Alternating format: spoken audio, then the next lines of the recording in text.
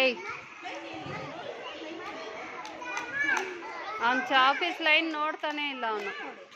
Ma'am ಇಲ್ಲಿ ಚಾಪೀಸಲ್ಲಿ line ಹಾಕಿದಾರಲ್ವಾ, ಅದ್ರ ಮೇಲೇನೆ ಬಾ. ಏಯ್ ಎಲ್ಲದು ಅದೇ.